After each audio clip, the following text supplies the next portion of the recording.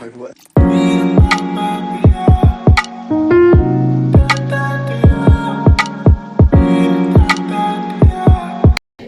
పరిశుద్ధాత్మ దేవుడు మనల్ని గడిచిన శుక్రవారం నుంచి శుక్రవారం వరకు రెక్కమని భద్రపరిచాడు. ప్రపంచం అయితే భయం గుప్పిట్లో ఉన్నది, కానీ మనం ధైర్యంగా తిరుగుతున్నాం. నేను ధైర్యంగా షైబా పోటీకి వెళ్ళాను, ఆ పక్కనే అవి పడతా ఉన్నాయి, అయినా కూడా నాకు అసలు భయమే లేదు. అందరూ భయపడుతున్నారు. దేనివల్ల? మనం ఎప్పుడైనా ఆయన ఇచ్చిన రాజ్యంలో అర్హత మనకు ఉంది. హల్లెలూయా. ధైర్యం మనకు కావాలి, దేనికి భయపడకూడదు. అయితే చాలా మంది భయపడుతున్నారు. తల్లి, నువ్వు మెసేజ్ విన్నావు లేదు, వాళ్ళు దుబాయ్ వాళ్ళు ఎంతో మెసేజ్ పెట్టారు, నేను గ్రూప్లో పెట్టాను. ఎంత ఇదైపోతున్నారు నిజంగా. మనం ఈరోజు ప్రత్యేకంగా సంఘ ఉపవాస ప్రార్థనని అనౌన్స్మెంట్ చేశాను, నేను గ్రూపులో పెట్టాను, కానీ కమిటీ వారు ఎవ్వరూ రాలేదు. అయినా కూడా అయితే మనం బలంగా ప్రార్థించాలి. అందరూ ఏక మనసుతో ఇదను ప్రతి ఒక్కరు కూడా ఒక 2-3 నిమిషాలైనా ప్రతి ఒక్కరూ ప్రార్థిస్తాం. అయితే దైవజనులు మన దగ్గర ఉంటాం. గడిచిన వారం వచ్చారు, ఈ వారం కూడా మరి ఉండటం ఎంతో ఆస్వాదకరం. మరి అయ్యగారు గొప్ప కార్యాలు జరిగిస్తున్నారు. దేవుడు ప్రపంచ దేశములారా దేవునితో అధిక సమయం గడుపుడి. హల్లెలూయా.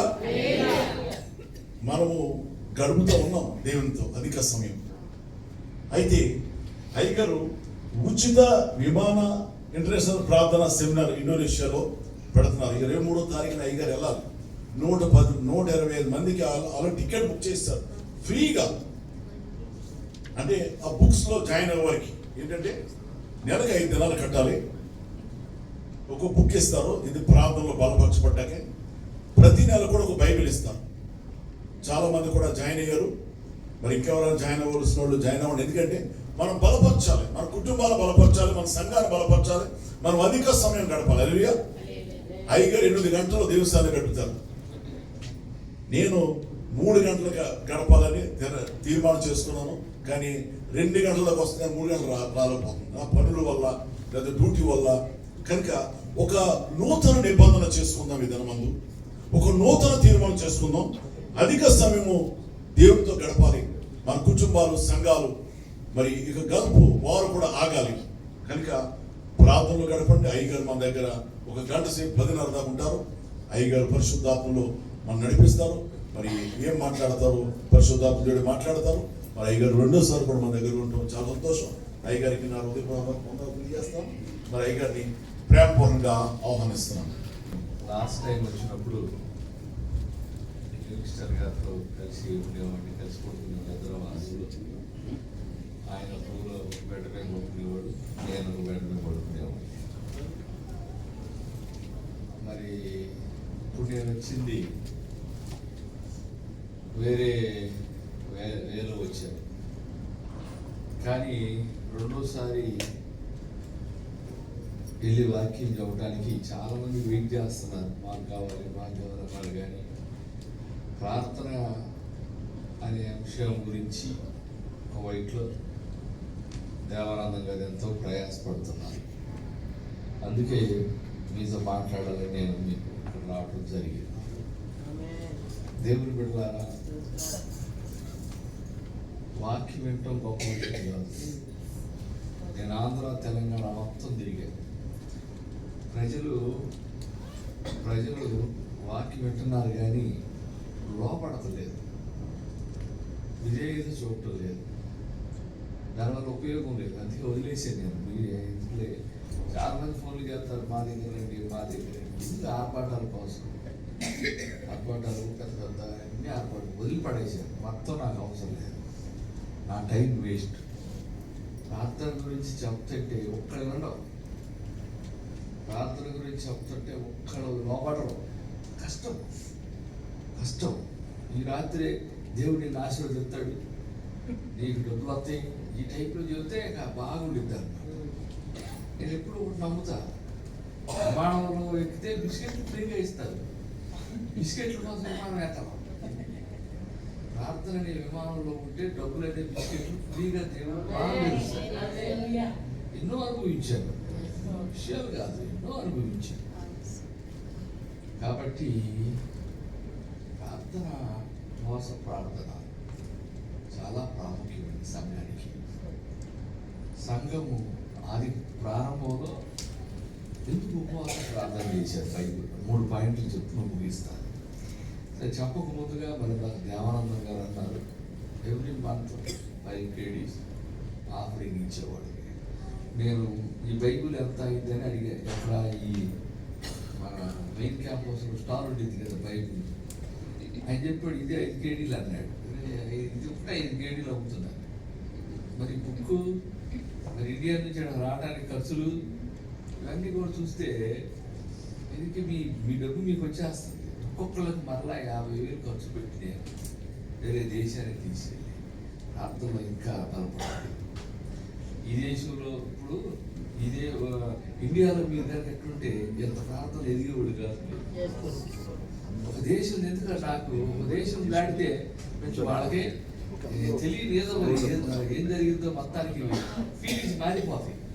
అందుకే వేరే దేశానికి నేను పంపించి వేరే దేశానికి నేను వాళ్ళని తీసుకెళ్ళి ప్రార్థన యొక్క ప్రాముఖ్యతను వాళ్ళకి తెలియజేసి మండే వ్యక్తులుగా తయారు చేసి తీసుకొని వస్తాను.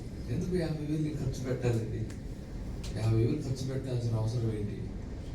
కేవలం ప్రజల కోసం ఏదో ఒక ఉద్యమం చేయాలి, ప్రార్థన కోసం ఏదో ఒక ఉద్యమం చేయాలి. కువైట్ దేశం నేను ఎందుకు వచ్చానంటే కువైట్ ప్రజలు దేవునితో సమయం గడిపే వారిగా మారాలి, మండాలి.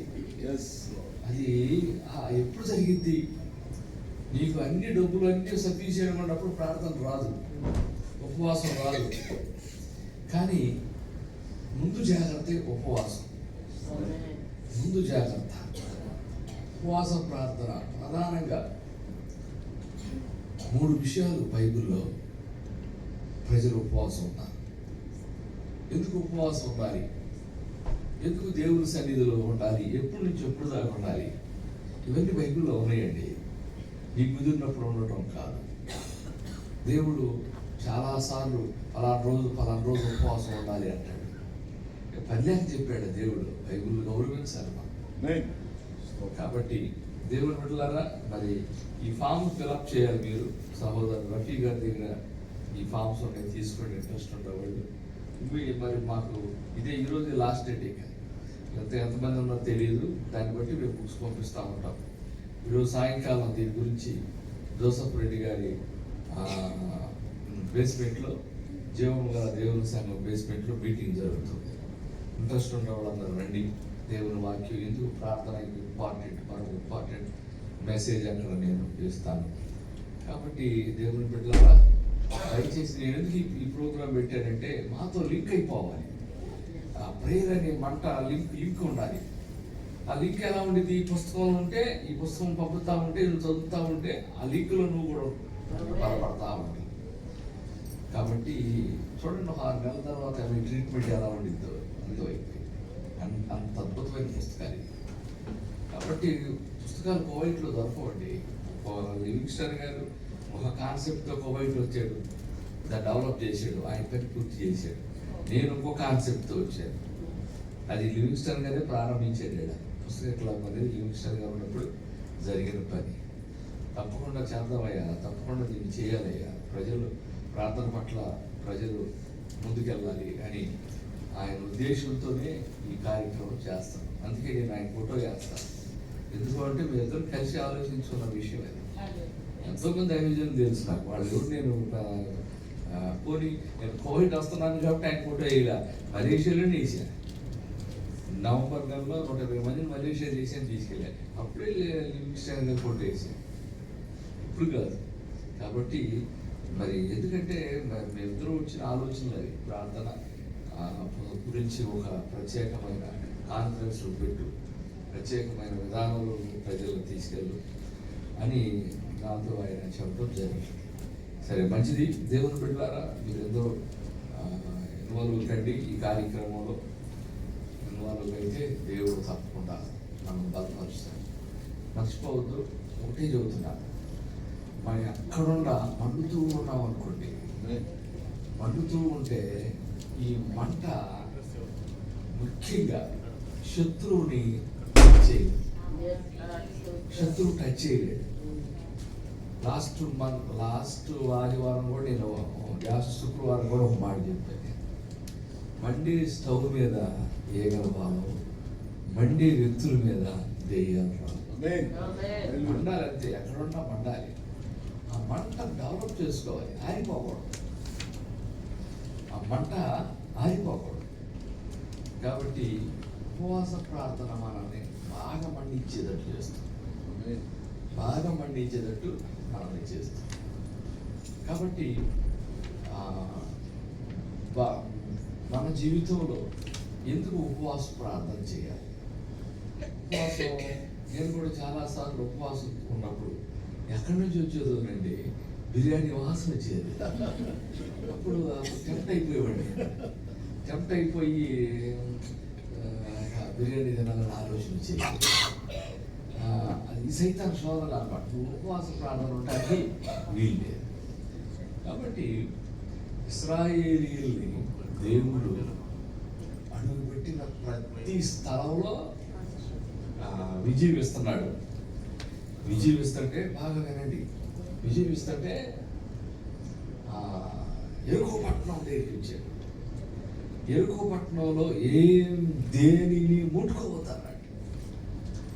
ఆజ్ఞ ఎంత ఇంపార్టెంట్ అంటే, ఆజ్ఞ దేవుడు బైబిల్లో ఇచ్చిన ఆజ్ఞ నువ్వు ఎలా తీసుకుంటున్నావు? ఏం కాదులే, చూద్దాంలే అనుకుంటున్నావా?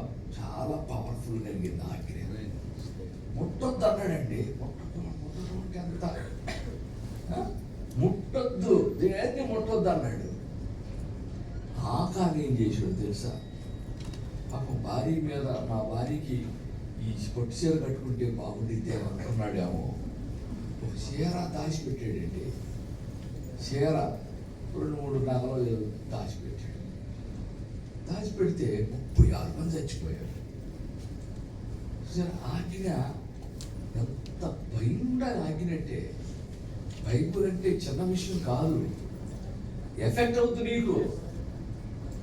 ఆజ్ఞకు నువ్వు భయపడాలి. దేవుని ఆజ్ఞ చాలా తీవ్రమైనది. బైబిల్లో దేవుని ఆజ్ఞను అతిక్రమించిన, అందుకే ఆజ్ఞాతిక్రమమే పాపము. పాపము పెరిగిపోయి పరిపక్వమైపోయి పాపం వల్ల వచ్చే జీతము ఇంకంతే. సెకండ్ ఆప్షన్ లేదు. మనిషి సగం మంది చచ్చిపోతానికి ప్రధాన కారణం ఆజ్ఞలు తేలిగ్గా తీసుకోవడం. ఆజ్ఞ విషయము అనే భయభక్తులు కలిగిన వాడు ధన్యుడు అనేది సామెత. ఈ ఆకారం ఒక్కడ వల్ల 36 మంది చచ్చిపోయారు. యెహోషువకు అర్థం కాల, ప్రభువా ఏం చేయాలి? చూడండి, యెహోషువ గ్రంథం మొదటి పాయింట్, ఎందుకు ఉపవాసం ఉండాలి? యెహోషువ గ్రంథం 6వ అధ్యాయం 7వ అధ్యాయం 6వ వచనం దగ్గర చదువుకున్నాం.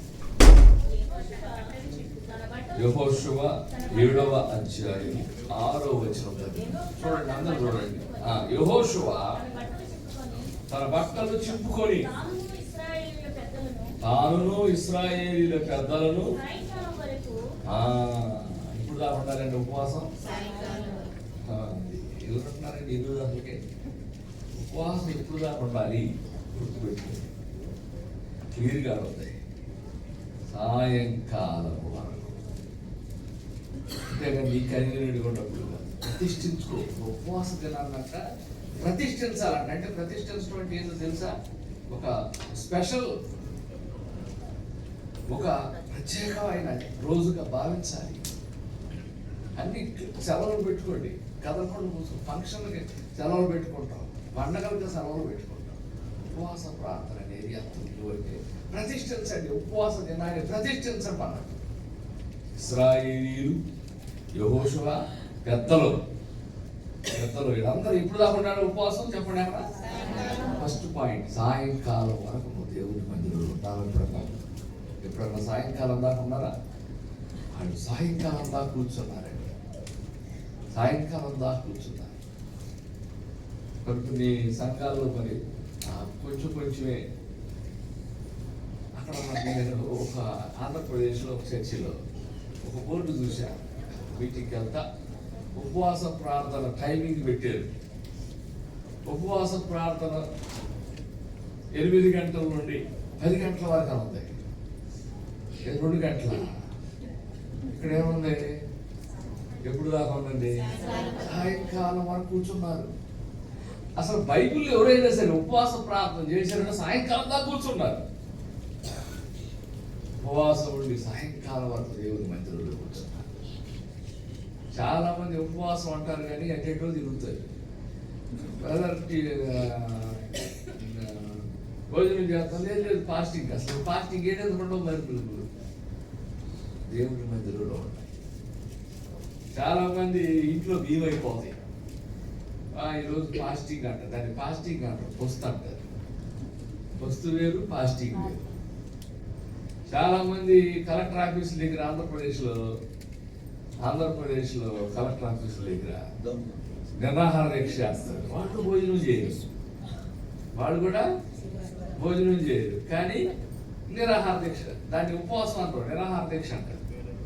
చాలా మంది ఉపవాసం ఉండకుండా అటు ఇటు టైం అంతా వేస్ట్ అయ్యి అసలు ఉపవాసం ఉండి మీ డ్యూటీలు కూడా వెళ్ళొద్దు, అది నిరాహార దీక్ష అయింది. ప్రార్థన చేస్తేనే ఉపవాసం అంటారు, దేవునితో గడిపితేనే ఉపవాసం. ఎప్పుడైతే సాయంకాలం దాకా గొప్ప నాయకుడు సాయంకాలం దాకా దేవుని సన్నిధిలో ఉంటాడు. నేర్చుకోండి, దేవుని సన్నిధిలో సాయంకాలం వరకు ఉండటం నేర్చుకోండి. వాక్యం గౌరవించండి. ఆజ్ఞ చాలా ఇంపార్టెంట్. నువ్వు ముట్టకూడదు అన్నాడండి. నాకు చాలా ఆశ్చర్యం వేసింది. ఇదిగో టచ్, డోంట్ టచ్.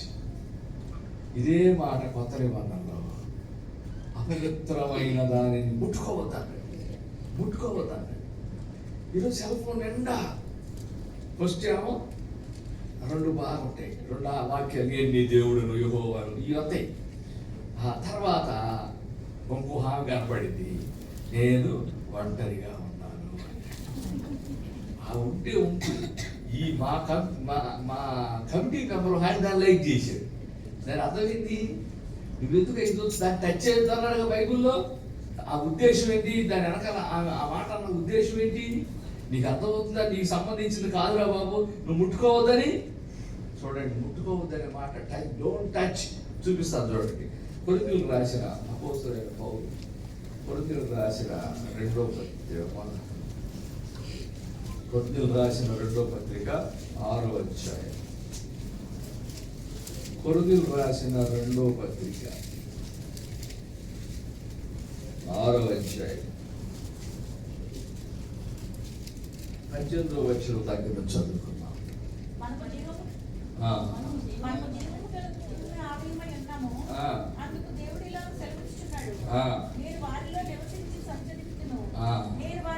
చూడండి, నేను వారిలో నివసించి కోవిటోడు చదువుతున్నాడు. ఈ మాట మనకి కదండి, కోవిటోడు చెప్తలా, బయట ఉన్నవాళ్ళు వాళ్ళకి కాదు. ప్రత్యేకంగా ఆయన ప్రేమించి ఆయన కోసం జీవిస్తానికి వచ్చిన వాళ్ళతో చదువుతున్నాడు. నేను వారిలో నివసిస్తా. దేవుడు మనలో నివసించాలంటే ఏం చేయాలి?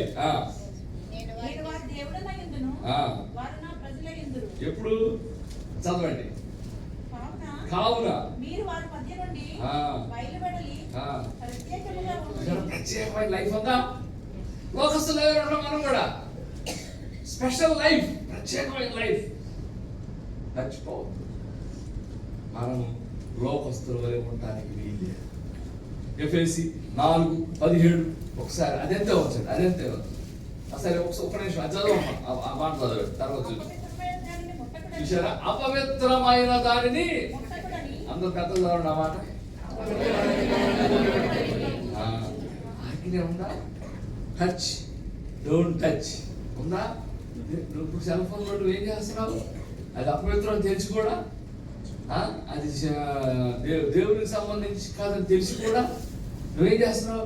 నీకు ఆజ్ఞ అనేది అంత తేలికైపోయిందా?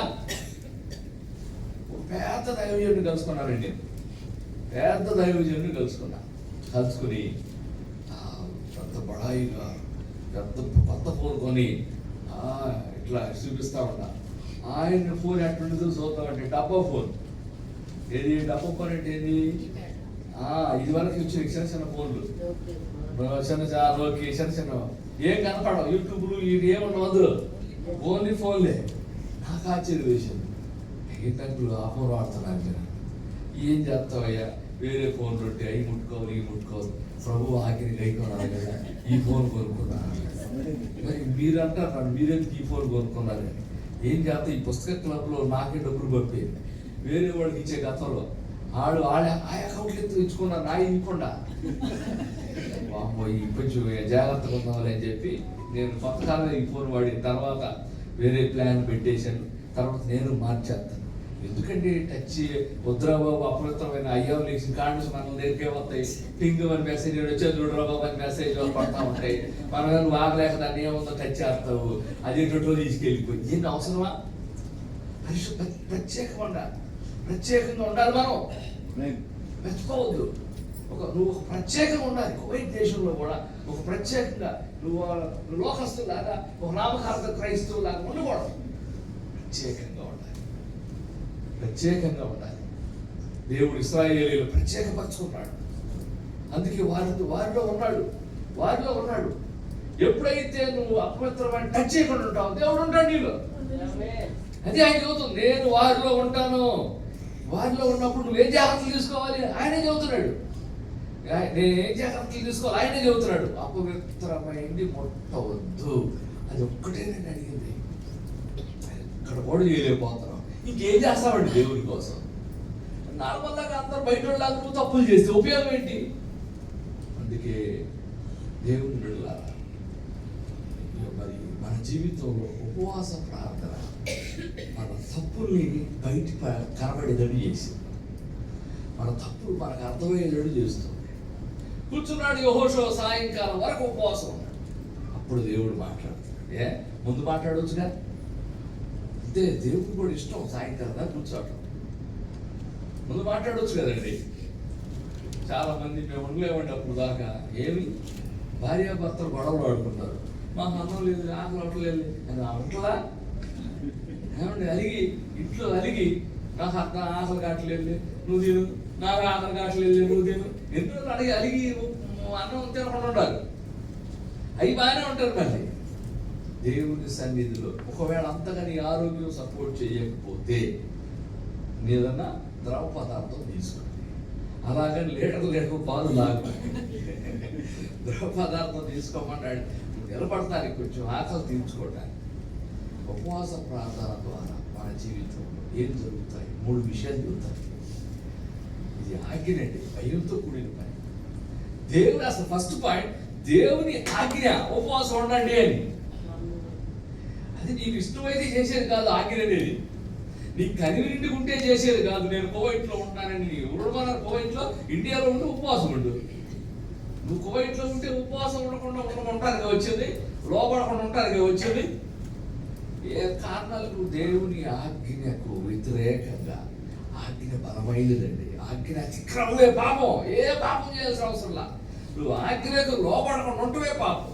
చర్చికి రమ్మంటే రాదు. సమాజ మందిరముగా కూడుకుంటూ మానకుడి, మరి ఎక్కువగా కూడుకోమన్నాడు. మరి ఎక్కువ అంటే అర్థం ఏంటో తెలుసా? ఒక ఆదివారమే కాదు, ఎక్కువగా కార్యక్రమం సంఘంతో టచ్లో ఉండు. నాకు కుదరట్లేదు. ఆజ్ఞ అతిక్రమమే. ఉపవాస ప్రార్థన ఏం చేసిందంటే మన తప్పులను మనం గుర్తు చేసి, మనం తప్పులు చేయకుండా పరిశుద్ధమైన జీవితం కలిగి ఉండేటట్టు మనకి సహాయం చేస్తుంది. తప్పులు గుర్తు చేస్తుంది. యెహోషువకు అర్థం కాల, ఎక్కడ ఓడిపోయావు. బాగా వినండి, మీలో ఓడిపోయిన వాళ్ళు ఎవరైనా ఉంటే నేను క్లియర్గా చెబుతున్నా. ఓడిపోయిన వాళ్ళు ఎవరైనా ఉంటే లైఫ్లో ఫలానా ఆలోచనలో ఫెయిల్ అయిపోయింది, ఫలానాది ఫెయిల్ అయిపోయింది, ఫలానా ఫెయిల్ ఓడిపోయారా? కూర్చోండి. ఓడిపోయిన నాయకుడు ఉపవాసం ఉండి ప్రార్థన చేస్తున్నాడు. ఎప్పుడైతే కూర్చున్నాడు, ఓడిపోయినప్పుడు మనం మనుషులకు మొహం కనిపించలేము, ప్రజలకి కనిపించలేము. సో నువ్వు ఎప్పుడైనా సరే ఏ విషయంలో లైఫ్లో అలాంటి విషయంలో ఓడిపోయావు అనిపిస్తే కూర్చో, సాయంకాలం కూర్చోండి, దేవుడితో మాట్లాడండి. ఎప్పుడైతే సాయంకాలం దాకా కూర్చున్నాడు, దేవుడు అంటున్నాడు, లే ఓ పలానా చోట జరిగింది, సరి చేసుకో, సరి చేసుకుంటేనే నేను మీతో వస్తాను. నాకు మర్చిపోయిందండి ఒక్క తప్పు, అదే ఒక్క చీర ఎంత పని చేసింది. ఒక్క చీర అండి పాప, ఆఖరికి వాళ్ళ భార్యకి బాగుంటుంది అనుకున్నాడు. ఈయనేం కట్టుకోడు, ఆయన కట్టుకునే పిల్లలు కూడా లేరు, భార్య కట్టుకున్నాడు బాగుంటుంది. ఒక్క చీర తప్పు ఎక్కడ జరిగిందో, ఏమండి తప్పులు ఒప్పుకోవటం గొప్ప విషయం కాదండి, విడిచిపెడతాం గొప్ప విషయం, సరి చేసుకోవటం గొప్ప విషయం. సరి చేసుకుంటేనే నేను మీతో వస్తాను అంటున్నాడు, లేకపోతే ఒక్కతే. అపవిత్రమైనది ఎంత ఎంత కష్టమో తెలుసా, ఎంత దేవుడు మనతో ఉండాలంటే ఎంత కష్టమో తెలుసా. ముఖ్యంగా కోవిడ్ దేశంలో ఉంటున్న మీరు, దేవుడు మీతో లేకపోతే ఎక్కడ ఇరుక్కుంటారో, ఎక్కడ ఇబ్బందులు వస్తాయో. చాలా కష్టపడి దేశం కానీ దేశంలో ఉంటాం. దేవుడు మనతో ఉండాలి, దేవుడు మనతో ఉండాలి. ఉండాలంటే ఏం చేయాలంటున్నాడు, చదవండి అన్నమాట. 6వ అధ్యాయము యెహోషువ 7వ అధ్యాయము 6వ వచనం. యెహోషువ 7వ అధ్యాయము 6వ. యెహోషువ సాయంకాలం వరకు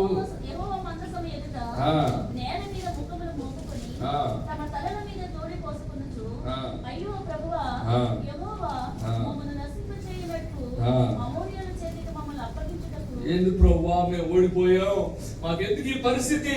నేను మళ్ళా చెబుతున్నాను, ఓడిపోయిన వాళ్ళు ఎవరైనా ఉంటే ఫలానా విషయంలో నేను ఓడిపోయినట్టు నీకు అనిపిస్తే చేయాల్సిన పని ఏంటో తెలుసా, ఉపవాసం ఉంటాను. ఓడిపోతే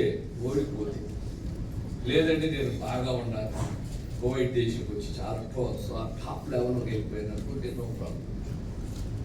కానీ ఓడిపోయాను అనిపిస్తే నీ హృదయంలో దేవుని సన్నిధి.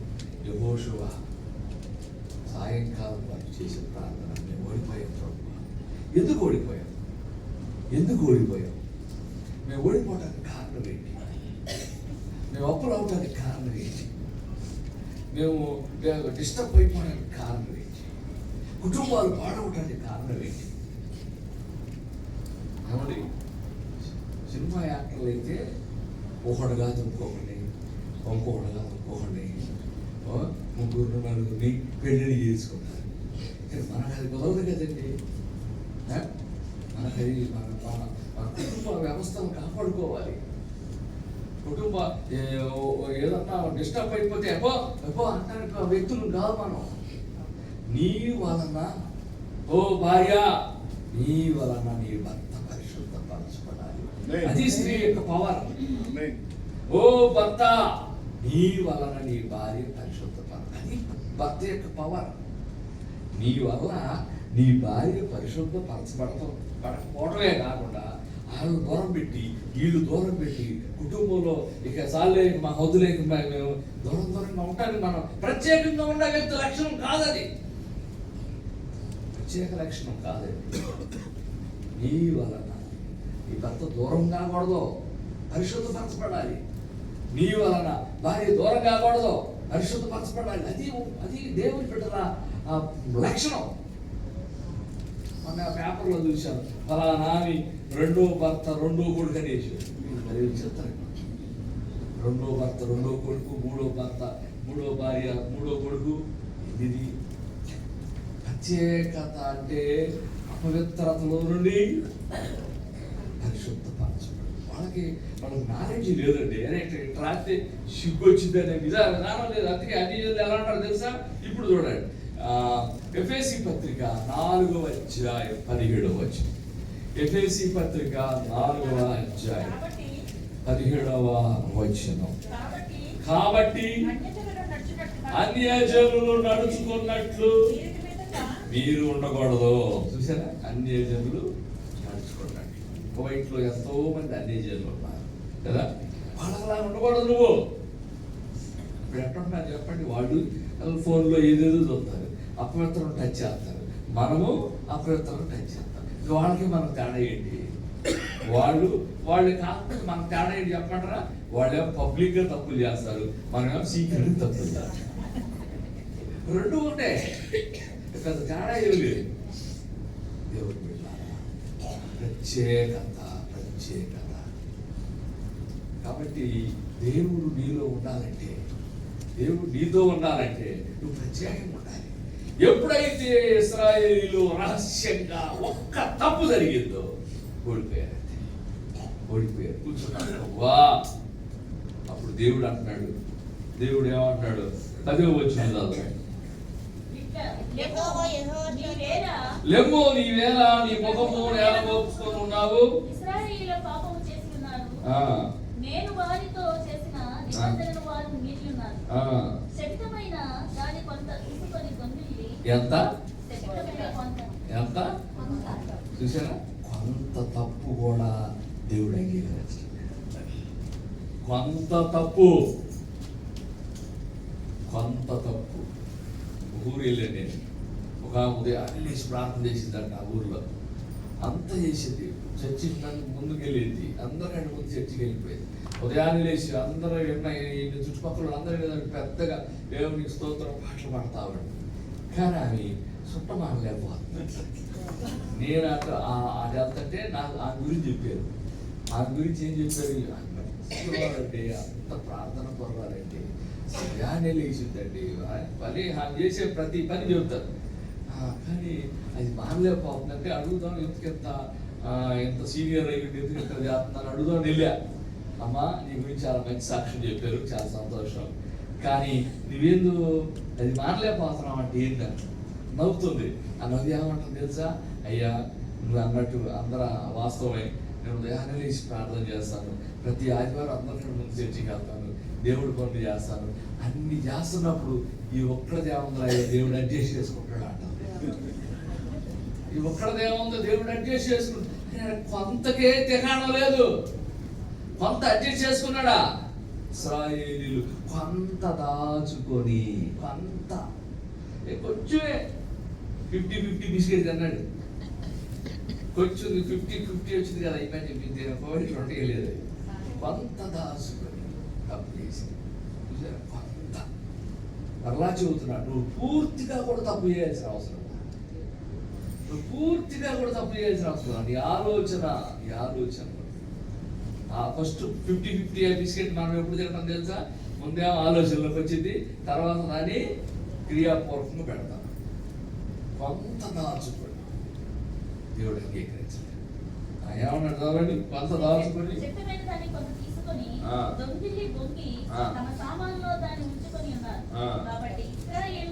కాబట్టి ఇశ్రాయేలీయులు శాపగ్రస్తులై ఓడిపోయారు. శాపగ్రస్తులైన వారు మీ మధ్య ఉండకుండా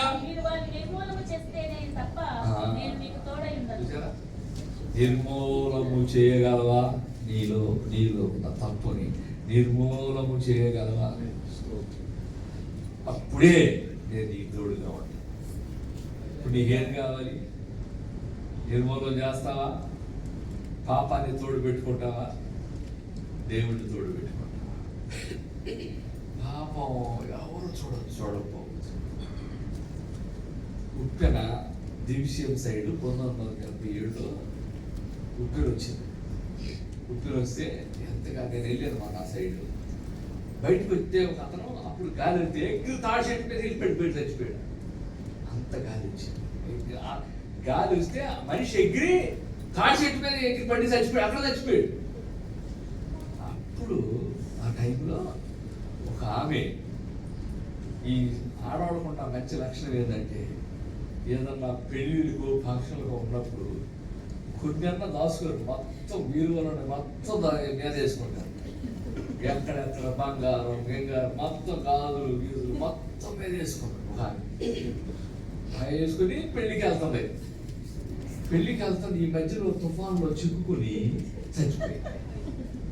చచ్చిపోయి సహాయ చర్యలు చేపడతామని వెళ్తుంటే ఒక ఆయన ఒక అతనికి ఈ గర్భడి చచ్చిపోయింది. ఈ చేతికి 6 గాజులు, ఈ చేతికి 6 గాజులు, మెండెండా గొలుసులు, అంత బంగారమే. ఇక ఏం చేసాడు, అటు ఇటు చూసి ముందు లోపల ఉన్నాయి మొత్తం జేబులో పెట్టుకున్నాడు. ఏది మెల్ల ఉన్నాయి, ఇక బంగారం మొత్తం తీసాడు. సరే గాజులు తీస్తాడు. అప్పటికే 3 రోజులు అయిపోయింది, శరీరం ముగ్గిపోయింది, తోలుడు వస్తుంది కానీ గాజు రాట్లా. ఏం చేయాలి అర్థం కాక ఏం చేసాడంటే వెళ్ళి తీసుకెళ్ళి ఒక పక్కన పూలు గుడిచుంటే విలేజ్ని కదా అవన్నీ పూలు గుడిసులో పెట్టేసి వెళ్ళి మంచి పొద్దునైన కత్తి తీసుకుని 2 చేతులు కట్ చేసి కత్తితో నరికి ఆ 2 చేతుల్ని వాసన రాకుండా బ్యాగులో దాచి, అప్పుడు ఎర్ర బస్సులు ఉండే ఆర్టీసీ బస్సు, ఆ బస్సు మార్కెట్లో ఆపి ఈ టీ తాగుతున్నారు. టీ తాగుతూ లాస్ట్ సీట్లో కూర్చున్నాడు. అందరూ టీ తాగారు, బయటకు వచ్చేసారు. బస్సు పాడెత్తుంటే ఒక ఆయన జాయింట్ ముఖం కనపడతలా ఆ బస్సులో. ఆయన జాయింట్ ముఖం కనపడలా. ఆ 4-5 ఉన్నారు ఆ బ్యాచ్. ఆమె వెనక సీట్ వాళ్ళ చూసి తిట్టకుండా తిడుతుంది. అటువంటి వాళ్ళ సమాచారం ఇటువంటి వాళ్ళ నా జాయింట్ ముఖం మీరు కావాలి, మీరు అట్ట అయిపోయి పెద్ద తిట్లు తిడతారు. ఆ వెనకాల సీట్ రాసు వచ్చి ఆమె అంటే ఎవరు తింటారమ్మా నీ జాకెట్ మొక్క చూసుకోరాదు నా బ్యాగ్లా అంది. చూడకుండా వదిలిపెడతావు ఏంటని కొత్త ఆలోచన ఇచ్చింది ఆమె. చూడకుండా వదిలిపెడతావు ఏంటని 4 ఉంటారు కదా, మొత్తం మొదలు పెట్టారు. నా జాకెట్ మొక్కతో మొత్తం చూసేసి బ్యాగ్ చూపారు. వెనకాల డౌట్ వచ్చింది, ఏంటి వీళ్ళు బ్యాగ్లు చూస్తున్నారు ఏంటని. జాకెట్ మొక్క కనపడుతున్నా. వెళ్ళి ఏందమ్మా ఏం చూస్తున్నావు అన్నాడు. ఏదా జాకెట్ మొక్క తీశారు. జాకెట్ మొక్క ఏమవుతుంది, నేను మరింత కూర్చోబో అన్నాడు. నువ్వు కూడా వచ్చింది ఇంకేం తీశారు ఇంకేం పెద్ద కడుతున్నా. ఇక ఏం చేశారు, ఇక ఈ దగ్గరికి వచ్చింది. అంత చూసి ఈ దగ్గరికి వచ్చి ఈయన అంటాడు, నేను అవసరమైతే జాకెట్ మొక్కలు ఇస్తాను, నా బ్యాగ్ మాత్రం చూపాను అంటాడు. అందరూ చూపిస్తాంటే నువ్వు చూపిపోవటం ఏందయ్యా అని చెప్పి అందరు కలిసి బ్యాగ్ లాక్కొని బ్యాగ్ చూస్తే ఏమండే పాపం పట్టుకొని ఇద్దేనండి, నీకు సంబంధం ఉండదు. ఎక్కడి నుంచో టక్కుమని కొట్టేసి పాపము మీ పాపములు ఏం చేస్తాయంట, పట్టుకుంటే పైపులో నువ్వు తప్పించుకోలేవు. ఎంత అవమానం అది. వెంటనే బస్సు పోలీస్ స్టేషన్ పాటించింది. చాలా ఆశ్చర్యం అనిపించింది. పాపం పెట్టుకోండి దేవుని బిడ్డలారా, దయచేసి నేను చెబుతున్నా, మీ జీవితాల్లో తప్పకుండా కొంచెం పట్టుకున్ననుకో, పాపం కోసం నువ్వు దేవుడిని వదిలిపెట్టుకుంటావా, దాన్ని వదిలిపెట్టుకుని దేవుడు కావాలా? ఈరోజు డిసైడ్ అవ్వాలి. ఈరోజు డిసైడ్. దేవుడు అంటున్నాడు, అది నిర్మూలన చేస్తేనే నేను నీతో. ఎంతమందికి ఈ మాట అర్థమైందో ఆలోచన. టైం అయిపోతుంది, పరిగెత్తిపోతుంది టైం. అది నిర్మూలన చేస్తేనే నేను మీతో ఉంటాను. ఎంత పరిశుద్ధత అవసరం అండి.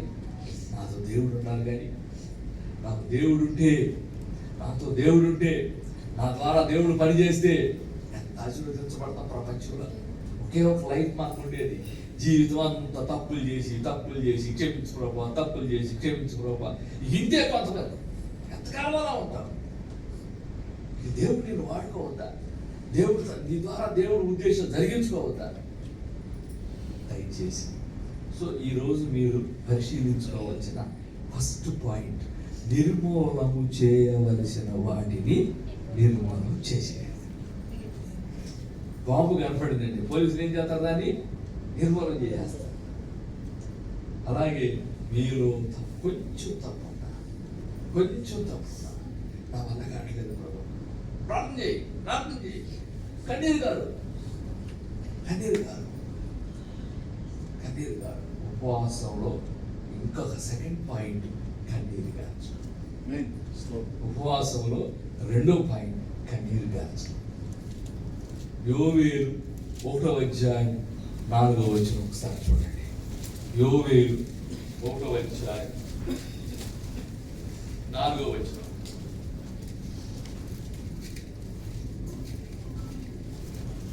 వంగలి పురుగు విడిచిన దానిని విడిచిన దానిని మిడతలు తినివేయుచున్నవి. మిడతలు విడిచిన దానిని పసర పురుగులు తినివేయుచున్నవి. తినివేయుచున్నవి. పసర పురుగులు విడిచిన దానిని పాసర పురుగులు విడిచిన దానిని చీడ పురుగులు తినివేయుచున్నవి. ఇంకా తీర్థ కనపడుతున్నారు కొంతమంది. మళ్ళీ తీశారా? అందరూ తీశారా? యోవేలు పేజీ నెంబర్ చెప్పండి అమ్మా. 752. చదవండి. 52. యోవేలు ఈ కనబడవు కొన్ని సార్లు. ఈ మత్తయి సువార్త పెద్ద పెద్దవి కాదు, చిన్న చిన్నవి కాబట్టి. యోవేలు 1వ అధ్యాయం 4వ వచనం చదవండి. మళ్ళీ చదవండి. గొంగళి పురుగులు విడిచిన దానిని మిడతలు తినివేయుచున్నవి. మిడతలు విడిచిన దానిని పసర పురుగులు తినివేయుచున్నవి. పసర పురుగులు విడిచిన దానిని చీడ పురుగులు తినివేయుచున్నవి. ఏమండి, 4 రకాల పురుగు అంటే పాపం. పురుగు పాపానికి గుర్తు. ఒక పాపం వచ్చి మీ విశ్వాసాన్ని తినేసి, రెండవ పాపం వచ్చి మిగిలిపోయిన దాన్ని కొంత తినేసి, మూడవ పాపం వచ్చి ఉండాదాన్ని తినేసి, 4వ పాపం వచ్చి మొత్తం తినేసి. ఇంకేముంది దాడ? అందుకు కింద అంటున్నాడు భక్తులారా. ఆ మాట ఎందుకు వాడేది తెలుసా? మత్తులారా. ఒక పక్క విశ్వాసము తినివేస్తున్నా, ఒక పక్క నీ ప్రార్థనా జీవితం పాడైపోయినా, ఒక ప్రక్క నువ్వు దేవుడు నీకు దూరం అయినా ఏం చలనం లేదు, ఏం చలనం లేదు. భక్తులారా, ఒక పక్క రోజులు ఎంత వేస్ట్ అయిపోతున్నాయి, దేవుడు దూరం అయిపోయాడు, దేవుడు కార్యాలు దూరం అయిపోయినాయి, ఏమి చలనం లేకుండా ఉంటున్నా. మా నాన్న వేరు జనకాయలు ఉంటాయి కదా, వేరు జనకాయలు తెలుసుగా, తొక్కల్ని ఒకసాట తిరుగుతాయి, పప్పుల్ని ఒకసాట పంపించి అక్కడ దగ్గర పనిచేసేవాడు. ఆయన పెద్ద కొట్టుండి వేరు జనకాయలు కొట్ట, దాని మీద కాలు వేసి ఏడో ధ్యాసలో సినిమాలు ఆలోచిస్తా కూర్చుంటున్నాడు. ధ్యాసలో తింటా కూర్చున్నాడు, ఆలోచిస్తా కూర్చున్నాడు. పప్పులన్నీ మిషన్లోకి వెళ్ళిపోతాయి. ఆ పప్పుల మీద కాలేసి ఏదో ధ్యాసలో ఉన్నాడు. మన ఆ పప్పులతో పాటు కాలు కూడా లోపలికి సగం ఇక్కడ దాకా వెళ్ళిపోయింది. అప్పుడు వెళ్ళిపోయిన తర్వాత పీపుతుంది లోపలికి వెళ్తానికి, ఏంటంటే కాలు లోపలికి వెళ్ళి ఏం చేయాలి అర్థం కాదు. కాలు కట్టవడమే, సెకండ్ ఆప్షన్ లేదు. మరి ఏమైందో పెద్ద కేకేసాడు. అప్పటికి కనీసం ఒక పక్క వంగేశాడు, సగం కాలు చీలిపోయింది, సగం కాలు చీలిపోయింది. సరే చీలిపోయిందని చెప్పి బాణాన్ని తీసుకెళ్ళి వెల్లూరు హాస్పిటల్కి తీసుకెళ్ళి ఈ తొడ కోసి అక్కడ వేసేది శాపం. సరే వేసేది అంత బాగానే ఉంది, కొంచెం పర్లేదు తగ్గుతున్నాడు. కొన్ని సంవత్సరాలు అయిన తర్వాత నేను వెళ్తుంటే రక్తం వస్తుంది కాలుకి.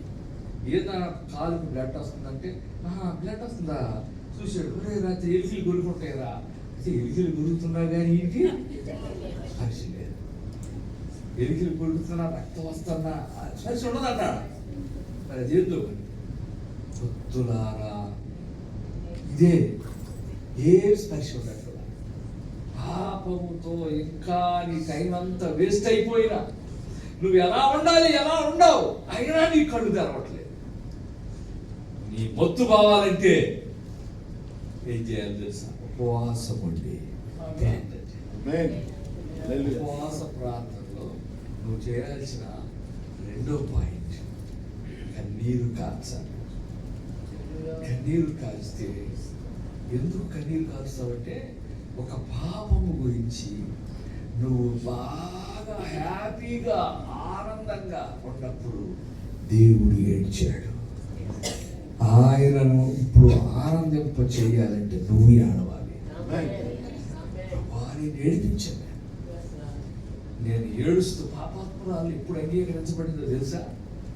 నేను మీ ఇంటికి వచ్చానండి, పాస్టర్ గారు భోజనం రామన్నారు, లేకపోతే సార్ అయినా ఇంటికి వచ్చాను. సార్ కాళ్ళు కొడుకోండి అని టీ కప్పుతో నీళ్ళు ఇస్తారా? ఎంత ఇస్తారు? చెబుతా ఇస్తారు. ఒక కాళ్ళు కొడుకోవాలంటే చెంబు నీళ్ళు అవసరం. పాపాత్మురాలు స్త్రీ కన్నీటితో కాళ్ళు కడిగిందండి. కన్నీటితో కాళ్ళు కడిగిందంటే ఎంత కన్నీరు పోయింది. ఎంత కన్నీరు పోయింది కదా, ఎంత ఏడ్చిందావి. అప్పుడు ఏమన్నా తెలుసా, అమ్మా నీ పాపాలు క్షమించబడ్డాయి, క్షమించబడ్డాయి. నువ్వు విస్తారంగా చేసిన తప్పు ఆమె బైబిలే చదువుతుంది. ఆయన ఎన్ని పాపాలు చేసిందని తెలుసా, విస్తారంగా. నాకు తెలిసి అన్ని తప్పులు మీ చేసేవాళ్ళు ఎక్కడ లేరు అనుకుంటున్నాను. ఎందుకంటే ఆల్రెడీ అయిపోయింది ఆ సెక్షన్. తప్పు కాదు, మన సెక్షన్ ఏంది, కొంచెమే కొంచెమే విస్తారం పోయింది. అది వరకు ఉందాం, రక్షించబడ్డాం. ఇప్పుడు మన పరిస్థితి ఏంటంటే కొంచెమే, కొంచెమైనా సరే దేవుడు అంగీకరించుకుంది. అది కొంచెం నిర్మూలన చేస్తేనే నేను నీకు తోడుగా ఉంటాను. సో మీ ఇష్టం, మీ ఇష్టం. దేవుడిని నాకు కావాలని కోరుకుంటారా, నాకు దేవుణ్ణి నిర్మూలన, ఇంకా కొంచెం నిర్మూలన చేస్తాను. కోవిడ్ దేశంలో ఉన్నాం, నేను ఏం చేసినా ఎవరికి తెలియదు అనుకోవద్దు. ఓకే, నీ ఇష్టం అండి, నువ్వు ఎన్ని తప్పులను చేసుకోవచ్చు. కానీ ఇక్కడ పాయింట్ ఏంటంటే, దేవుడు నీకు తోడుగా ఉండాలంటే, దేవుడు నీతో ఉండాలంటే, దేవుడు నీతో కలిసి పని చేయాలంటే, నువ్వు కొంత ఉన్న తప్పుని నిర్మూలన చేయాలి. దేవుడు స్పష్టంగా చెబుతున్నాడు, నిర్మూలన చేస్తేనే తప్ప నేను తోడు. పశ్చాత్తాపం చాలా అవసరం అండి. కన్నీరు విడవమన్నాడు, కన్నీరు కార్చమన్నాడు. వ్యక్తులారా మేలుకొని, పాపము ఎప్పుడు కూడా కన్నీరు కారిస్తేనే క్షమించబడతావు. కన్నీరు కార్చాలి. ఎలా కన్నీరు కార్చాలి తెలుసా, మాకు కొంతమంది ట్రై చేస్తారు. 2 సుక్కలు అన్నది అది తెప్పిద్దామని. నువ్వు 2 సుక్కలు 3 సుక్కలు పోయేది కాదు. చూడండి, 8వ వచనం దావండి. ఎలా కన్నీరు కార్చాలో 8వ వచనం, 1వ అధ్యాయము 8వ వచనం. పెనిమిటిపోయిన యవ్వనురాలు గోనె పట్ట కట్టుకొని ఎలా ఏడుస్తుందో నువ్వు కూడా. పెనిమిటిపోయిన యవనస్తురాలు 2 సుక్కలు కార్చిందండి. ఎలా ఏడ్చిందో తెలుసా ఏమండి? తెలుగుదేశం పార్టీ మంత్రి, తెలుగుదేశం పార్టీ ఒక చాలా కాలం అవుతుంది, 30 సంవత్సరాల క్రితం, దేవినేని వెంకటరమణ గారు అని నందిగామ సైడ్, విజయవాడ పక్కన నందిగామ సైడ్ ఎమ్మెల్యే. ఆయన మినిస్టర్గా ఉంటూ గోదావరి ఎక్స్ప్రెస్లో వెళ్తున్నాడు. గోదావరి ఎక్స్ప్రెస్ వెళ్తుంటే ఏం జరిగిందో మొత్తానికి అతను చచ్చిపోయాడు. ఆ ప్రమాదంలో ఆయన కూడా చనిపోయాడు. 33 మంది ఎంతమంది చనిపోయాడు, ఆయనలో చచ్చిపోయాడు. చనిపోతే భార్య ఏడవటం ప్రారంభించింది. ఫస్ట్ రోజు ఏడ్చారు, రోజంతా ఏడ్చారు. 2వ రోజు ముఖ్యమంత్రి చంద్రబాబు నాయుడు గారు వచ్చారు. ఆయన చూసి ఇంకా ఏడుస్తూనే ఉంది. 3వ రోజు అమెరికా నుంచి వాళ్ళ తల్లిదండ్రులు వచ్చారు. వాళ్ళు చూసి ఇంకా ఏడ్చి సాయంకాలానికి ఆయన కూడా చచ్చిపోయాడు. అప్పుడు అనిపించింది, పెనిమిటిపోయి అమరస్తున్నారు ఏడవటం అంటే ఏంటి? మన కన్నీరు పాపము విషయంలో అసహ్యం రావాలి. ఫస్ట్ అసహ్యం లేకపోతే దేవుడు మనతో ఏమండి, దేవుడు మనతో ఉండటం అనేది పాపం మీదే ఆధారపడింది. నువ్వు ఇంక ఏది చేసినా దేవుడు నీతో ఉంటాడు, కానీ పాపము చేస్తే మాత్రం దేవుడు ఖచ్చితంగా దూరం అయిపోతాడు. దేవునికి ఇష్టం లేకుండా ఉండటానికి కాదండి మనం వచ్చింది, దేవుడిని బాధ పెడతానికి కాదండి మనం వచ్చింది, దేవుడిని మరలా సిలువ వేయటానికి కాదండి మనం వచ్చింది. దేవుడు మనతో ఉండాలి. కొంత విచిత్రం చెప్పిన, మీరు కళ్ళు మూసుకుంటే మొట్టమొదటి కనపడేది ఏంటి తెలుసా? మీ పాపం. మీ పాపము కనపడింది. నువ్వు ఒప్పుకోవాల్సింది కనపడింది, నువ్వు సరి చేసుకోవాల్సింది కనపడింది. తట్టుకోలేవండి బాబు. నువ్వు బయట ఎవరు ఏం బాధ పెట్టినా నువ్వు ఓర్చుకుంటావు, కానీ నీ మనస్సాక్షి కనుక నీతో దోషారోపణ చేస్తే నువ్వు తట్టుకోలేవు. అందుకే ఎక్కడ చాలా మంది చర్చిలు ఎందుకు పద్దాకెళ్ళి కాడించు, ఆ తప్పు చేసావు, ఈ తప్పు చేసావు, పద్దాకు మాట్లాడతారు. బయట ఉంటే అసలు ఈ గొడవ ఉండదని బయటికి వెళ్ళిపోతున్నారు, తప్పించుకోలేవు. తప్పించుకోలేవు. పాపం పట్టుకునింది. లేకపోతే వీళ్ళ పట్టుకుంది 36 మంది చచ్చిపోయారు ఒక్క చీర కోసం. ఆ కారు చేసిన ఒక్క దాచిపెట్టాడు, దాని గురించి 36 మంది చచ్చిపోయారు. పాపం పట్టుకునింది. వెంటనే నువ్వు కళ్ళు తెరిచి సరి చేసుకో. ముఖ్యంగా భార్యాభర్తల మధ్య మీ యొక్క సంబంధం యథార్థంగా ఉండాలి. చాలా ఇంపార్టెంట్. నేను చెబుతున్నాను, ఇష్టానుసారంగా ఉండటానికి వీల్లేదు. వద్దులే, ఈ పాస్ గారు చెబుతున్నారు, నేను మానేస్తాలే. మానే. పాపం పట్టుకునేది. ఏం చేస్తావు? క్షమించబడటం ఇంపార్టెంటా, పట్టుకోవడం ఇంపార్టెంటా? నాకు ఒక అమ్మాయి తెలుసు. ఆ అమ్మాయి మరి ఎందుకు వేరే ఆలోచన వచ్చిందో మరొక వ్యక్తితో అక్రమ సంబంధం పెట్టుకుని ఒక పిల్లోడు పుట్టాడు. ఈ భర్త అనుకుంటాడు నాకు పుట్టాడని ఈయన అనుకుంటాడు. చూడండి ఈ తలకాయ నొప్పి ఎంత డేంజర్. ఇవన్నీ ఒప్పుకునేవి కాదు. ఒప్పుకోకపోతేనా పెద్ద. అందుకే సైతాన్ ఏం చేస్తాడంటే ఎక్కువగా ఇందులోకి లాగుతాడండి. ఇందులో ఒక పాపం. ఇప్పుడు మీరు కోవిడ్ రావడానికి పాపం చేయడానికి వచ్చారా? కాదు కదండి, కాదు కదా. దేవుడు మహిమపరచడానికి వచ్చారు. లివింగ్స్టన్ గారు ఎందుకు వచ్చాడు? ఎందుకు లివింగ్స్టన్ గారు కోవిడ్ ఎందుకు వెళ్తున్నాడు? తప్పులు చేయడానికి కదా అని వచ్చింది. నువ్వు ఆయన క్లియర్గా చెప్పాడు, నువ్వు కోవిడ్ డబ్బుల కోసం కాదు, ఆత్మ కోసం. ఆ అమ్మాయి ఏం చేసింది? పిల్లడు పుట్టాడు. అంతా దేవుడు మళ్ళీ అసలు అమ్మో ఈ క్రమంలో అంతా దేవుడు దేవుడు బిడ్డను అనుగ్రహించాడు. మాకేం తెలుసు? బిడ్డలు యెహోవా స్వాస్థ్యం ఈ టైంలో వాక్యాలు చెబుతాం. అన్ని అయిపోయిన తర్వాత ఒక రోజు ఆమె ఫోన్ చేసి, ఆమె నీకు విషయం చెప్పాలని. ఏదమ్మా చెప్పాను. ఆమె నేను ఎట్లా జరుగుతుంది, ఇట్లా ఉండాలి. వామ్మో నువ్వెందుకు ఎట్లా చేసావు? ఏం చేస్తావు? కొన్ని పాపం చేయడానికి 1,90,000 కారణాలు చెబుతున్నాయి. అరే ప్రార్థన మానేయడానికి 1,90,000 కారణాలు చెబుతారు. పాపం చేయడానికి కూడా కారణాలు చెబుతారు. కానీ ఇంకో పలాంది ఇది పలాంది ఇట్లా తప్పైతే. ఇప్పుడు పిల్లడు పుట్టేశాడు. ఏం చేయాలి? నన్ను అడుగుతావేంది? అన్నట్టు ఏం చేయాలి తెలియదా? మీ భర్త దగ్గరికి వెళ్ళి క్షమించమని అడుగు. అది ఒక్కటే ఆప్షన్. వామ్మో చంపేస్తాడు, లేకపోతే నువ్వు చచ్చిపోతావు. పాపం పట్టుకునేది.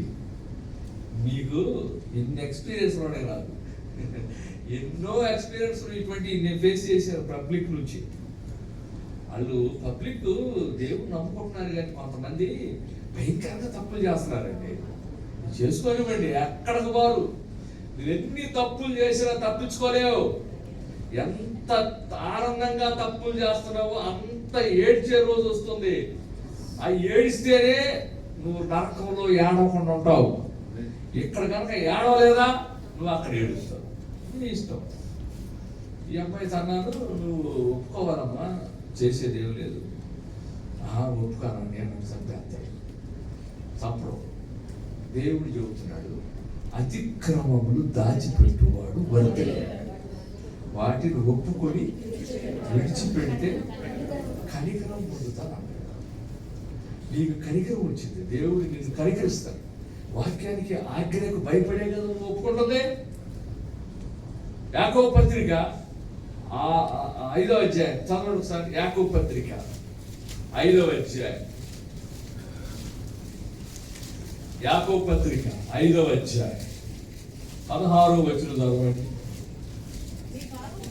మీ పాపములను ఒకరితో ఒకడు. ఉందా బైబిల్లో? ఉందా? ఒకరితో ఒకడు. ఒకరితో ఒకడంటే మీరు ఆ రోడ్డు మీద నిలబడి, హలో బ్రదర్ నేను తప్పు చేశాను, నీ తప్పు నాకు చెప్పమా, అది కాదు. నీతో ఎవరి సంబంధం ఉందో, నీతో ఉన్న వాళ్ళతో నువ్వు తప్పు చేస్తే నువ్వు వాళ్ళతో ఒప్పుకోవాలి, క్షమించమని అడగాలి. సరే ఒప్పుకోలేదండి, నేను ఒప్పుకోను. సరే నేను పెద్ద పట్టించుకోవాలా, వదిలేశాను. వాళ్ళ ఇష్టం మనకి. కొన్ని రోజులు అయిన తర్వాత ఏమైందంటే, కొన్ని రోజులు కొన్ని సంవత్సరాలు అయిన తర్వాత ఏమైంది, సంవత్సరాలు రోజులు కాదు సంవత్సరాలు, పిల్లవాడు పెద్ద అడిగాడు. ఏదో ఫీజు కట్టాల దగ్గర వీళ్ళతో గొడవ వచ్చింది. ఫీజు కట్టాలి, నువ్వు ఏదో పట్టించుకోవు ఏంటి అని. కడతలే ఏదో మొత్తానికి సంథింగ్ ఎట్లా ఎట్లు నేను చెప్పాక పాపం కొట్టుకోవడానికి నువ్వు ఇక్కడ ఉంటే అది ఎటు వచ్చింది. అట్లాగే ఏదో విషయం మీద అటు ఎటు వచ్చేసి ఈ వీళ్ళతో గొడవ వచ్చేసి భార్య బాబులు వచ్చింది. భయంకర ఈ అమ్మాయి కొంచెం బీపీ ఎక్కువ. ఆ భయంకరంగా మాట్లాడుతా కోపం వచ్చేసి, అసలు నీకు పుట్టలేదు పో, అసలు నీకు పుట్టలేదు పో. ఆడు పెద్ద కోపం వచ్చేది, పుట్టలేదా DNA టెస్ట్ చేస్తే ఇంట్లో లేకపోతే పైకి తెలిసిపోయిందా, తెలిసిందా? అదే కనుక అప్పుడు ఏదో పట్టుకుంటే ఎంత ఉండేది కాదుగా. నేను చెబుతాను, కొంత నిర్మూలన చేసేయి, కొంత ఉంటే నిర్మూలన చేసి దేవుడు నీ పట్ల కనికరం చూపుతాడు. ఆయన నీతో ఉంటాడు, ఆయన నీతో ఉంటాడు. ఒక ఆమెకి నేను టీవీలో ఇదే మాట చెప్పా, ఒకసారి ఇదే మాట చెబితే ఒప్పుకోమన్నాడు కదా. వెళ్ళి ఒక భర్త దగ్గరికి వెళ్ళి ఏమండి నన్ను క్షమించండి, నేను తప్పు చేశాను. ఆయన ఒప్పుకున్నందుకు భర్త ఊరుకోడుగా, ఊరుకోవాలా, వెళ్ళిపోయి ఇంట్లో నుంచి వెళ్ళిపోవాలి. సరే వెళ్ళిపోతే ఇందాక ఏం చెప్పారు, ఒప్పుకుని విడిచిపెడితే కనికరం పొందుతాడు, తిరగపోతాయి. అసలు ఇదంతా నందన్ కుమార్ గారి వల్లే జరిగింది. ఆయన రావాలి, ఆయన సంగతి చెబుతానండి. నేను ఆ మీటింగ్కి వెళ్తే ఆ మీటింగ్ నేను ఆయన వాక్యం చేసేది, నేను నా జీవితం అయిపోయింది ఇప్పుడు అని ఆయన వల్లే జరిగింది. ఆయన వాక్యం అన్నాను, నా మీద ఆమె కొంచెం అన్నట్టుంది. సరేలే వాళ్ళు వస్తాడు, అడుగుతాను, కనపడకుండా అప్పుడు చెబుతాను ఆయన పైన అన్నట్టుంది. సరే ఈ లోపు ఏమైందంటే వాళ్ళ ఇంటి మీద బ్యాంక్ కోచింగ్ సెంటర్ ప్రారంభించారు. బ్యాంక్ ఎగ్జామ్ రాయడానికి ఒక కోచింగ్ సెంటర్ ఇన్స్టిట్యూట్ స్టార్ట్ అయింది.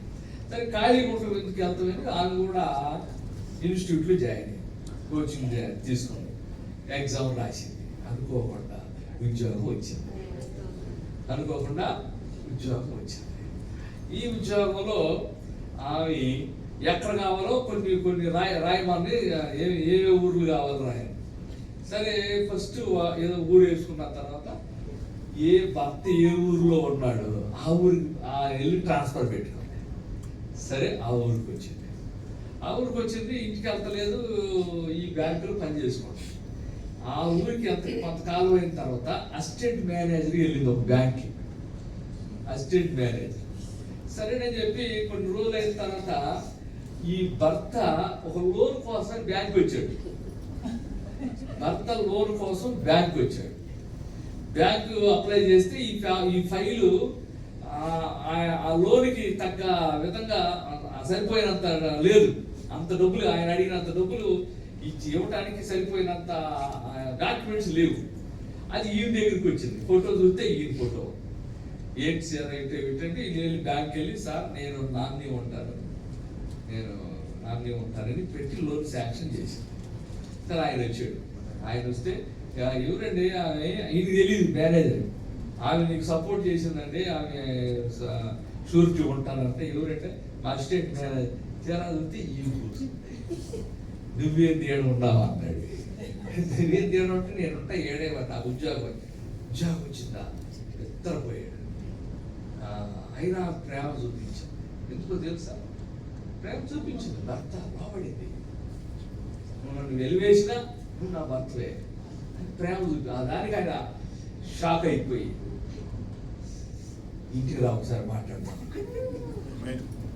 కనికరం పొందుతారండి దేవుడు. ఎన్ని నేనంటే బుక్ రాసేది ఇవన్నీ టర్నింగ్ పాయింట్ అని